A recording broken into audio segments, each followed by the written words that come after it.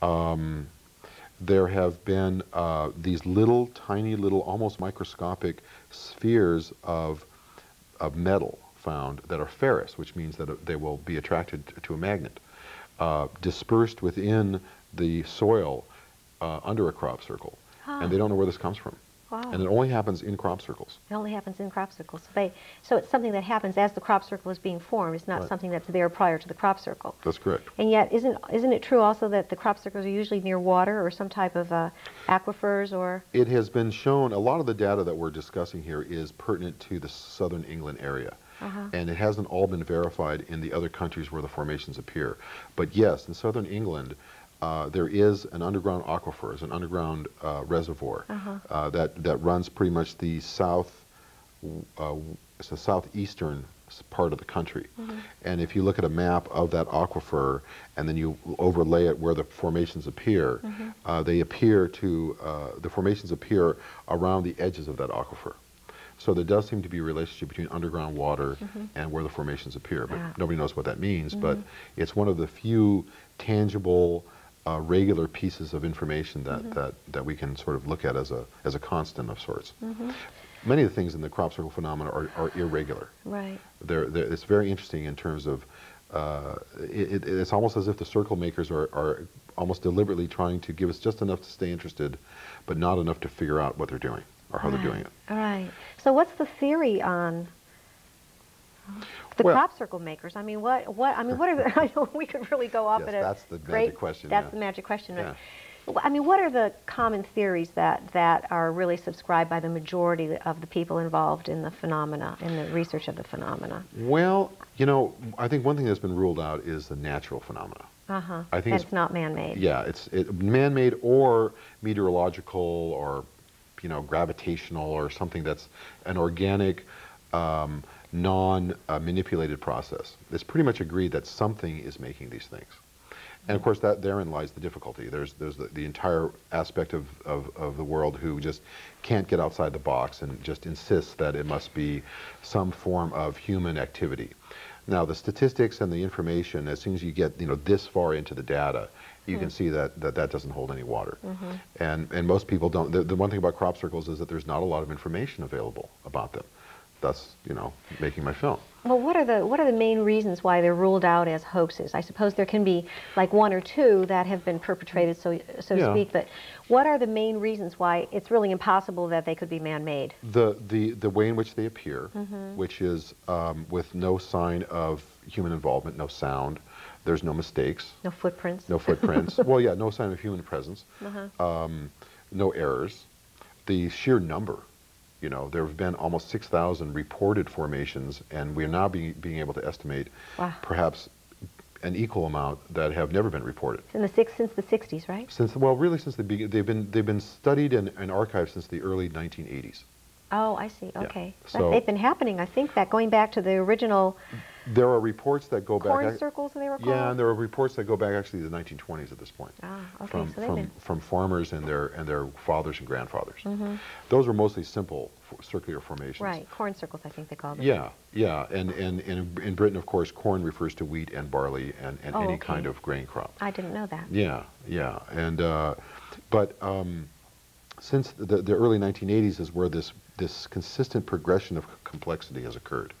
And that's another sign of the intention behind it, which is that every year there's a certain kind of complexity that's introduced. And so there's this ongoing progression. It builds on itself. Yeah, they build on it. Exactly. Right. That's right. And some of the other reasons that it's probably not man-made is the precision and the complexity of mathematics contained within the formations. There are some very sophisticated, complex mathematical theorems and formulas that are being expressed within the geometry of these formations. Right. And it's highly unlikely that people working at night in the dark with no visible aid are capable of all of these factors combined together. Right. You know, for example, in England, sometimes you'll have 2 or 3 that'll appear in one night, you know, and hundreds of miles apart. Well, whether you're driving around in a car, right, you know, things like that. Well, I think it's reached critical mass now where the whole hoax conversation is pretty much, when I first, I would think, I didn't ended. I didn't even know there was a hoax conversation until I actually went over to England.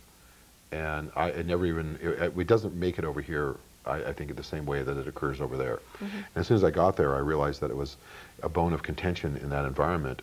And at the same time, once you're around the phenomena physically and you're in the formations and you're having contact with people who have years of experience with it, it's very obvious and evident that there is something that is quite fantastic and quite wonderful going on.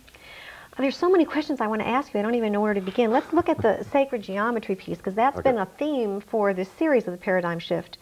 You know, that sacred geometry, beginning with Buckminster Fuller's statement that the tetrahedron in the sphere is the building block of all life, and then from there you have the tetrahedron and then the more advanced sacred geometries, but where I understand that we are made up of sacred geometry. We are sacred geometry. We are stars. We are the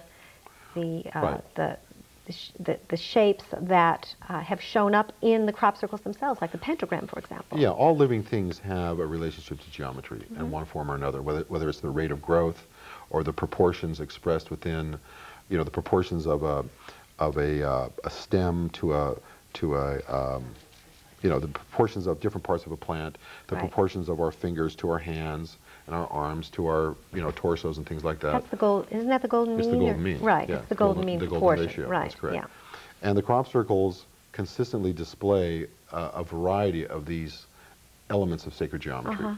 And I think, you know, one of my things with the crop circles that was important to me was when I realized that there is to my way of thinking, there's an intention behind it. It's not just a random sort of pretty things sort of thrown out onto the carpet for us to gawk at and gaze at and wonder at, but there's actually something trying to be communicated. Right, and it seems to be building in its sophistication. Oh yeah, absolutely. Yeah, and for example, in terms of the geometry, it began as threefold geometry, which is a triangle, and then fourfold, which is a square, and then fivefold, which is the pentangle, and the five-pointed star, and then it went to 6, and then 7, and then 8, and then 9, and then 10, and then 11. So it's gone over the years through these various stages, and it becomes very complex to start dividing a circle into 11 equal sections.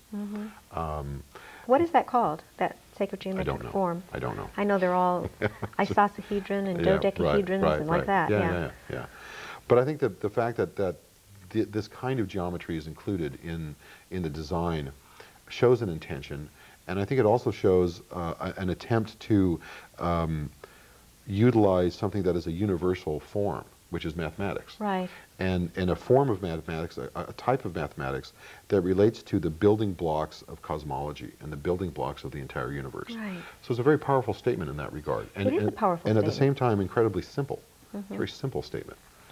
And it's so interesting, too, because we focus on quantum physics in this show, and I've had brilliant quantum physicists sitting here who don't even enter into the conversation of geometry as far as the universe goes, and that just astounds me, you know? So I think that that is part of their message, is that this is life. This is what life is made of. You are that. So what do you think? We ready for another clip? Sure. Yeah. Oh, that's a nice Good. idea. Let's do another clip. Okay, great.